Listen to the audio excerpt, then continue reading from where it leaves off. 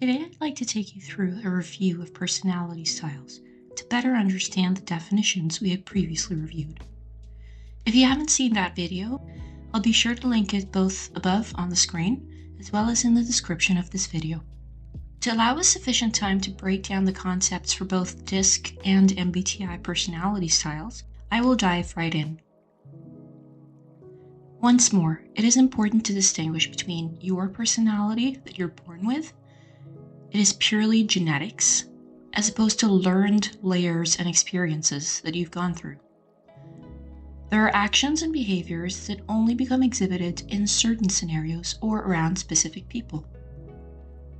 That doesn't mean you're inauthentic if you behave differently in different circumstances, but it's rather perfectly natural to behave differently in front of your mother than you would in front of a total stranger at a job interview. Then, there are behaviors that develop from your environment as you grow older and become established in your own self. This includes learned skills, credentials, schooling, and so on and so forth.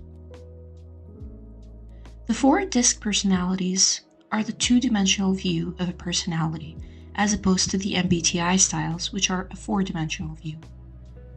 By this, we mean that there are 2 characteristics being analyzed with DISC. Those have to do with how you gain energy, and the second being a characteristic on how you process your surroundings. So again, your yellow and green process the world by worrying first about people, whereas red and blue prioritize tasks, actions, information, and data. That doesn't mean that blue and red are robots and don't care about people at all, but these are their top priorities. On the energy side, yellow and red are extroverted, whereas green and blue are introverted. This means extroverted people would feel energized and happy when they're around people in a social setting, whereas green and blue would feel depleted even in the presence of people they like. And those types of personalities would need some time alone in order to recover and feel happy and relaxed again. So let's put this together. So a red personality likes spending time with people. However, when they want to get things done, they care more about the task at hand rather than people's feelings in the process. Yellow would feel energized around people, and when they want to get things done, other people's opinions and feelings matter greatly to them. For green personalities, they need time alone to recharge, but when they want to get things done or tackle a task, the impact of their actions on people matters greatly to them.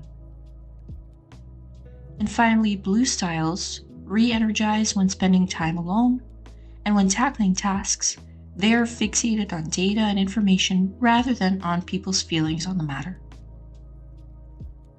In reality, nobody's extremely one side of these personalities versus another. Everyone sits on some kind of a gradient. Now, when it comes to Myers-Briggs or MBTI personality styles, everyone would be categorized into one of 16 styles.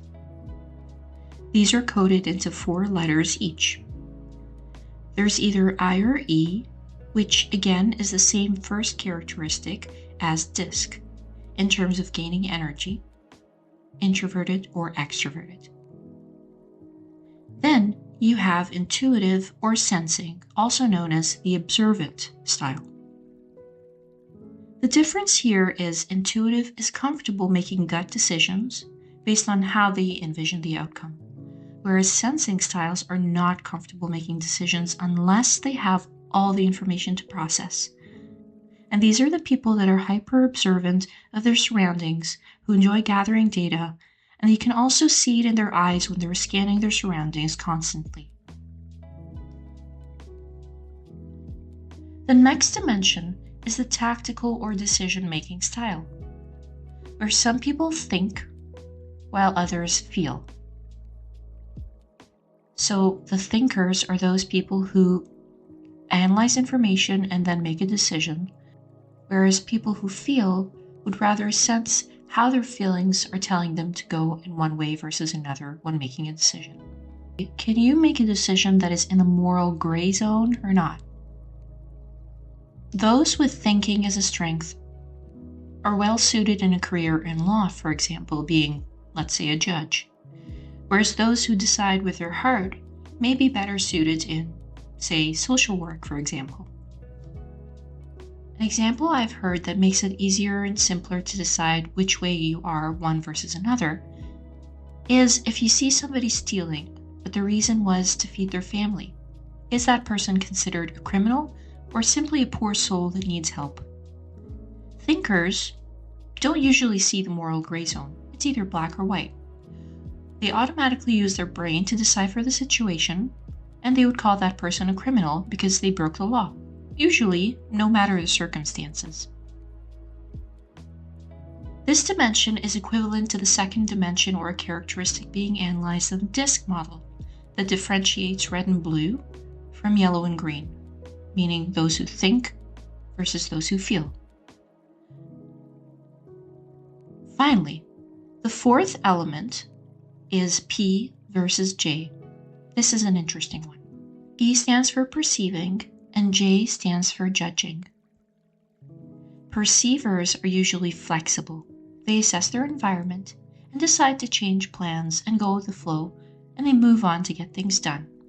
Whereas judgers are much more rigid. Those are your strict planners who go through the minute details of their day. This makes them much less flexible and more prone to stubbornness. Every single style, whether you're analyzing it from the DISC method or through the MBTI method or any other method, may have its strengths or their highs and lows. Even though a red personality may appear brash in certain circumstances, they are best suited to get things done quickly. They also have influence around them through people. Yellow personalities have that same influence, but might sometimes appear a little flaky or unreliable. Green personalities are those empaths that you always go to for support, but they might not get things done as quickly as other personalities because of the feeling element. The blue personality might be an excellent planner, is great at data analytics, but might be a bit too rigid and stubborn. I'll give you more concrete examples from my life and experiences in an upcoming video very soon. So if you haven't already, I'd be very happy if you subscribed to stay tuned to upcoming content. And thank you in advance.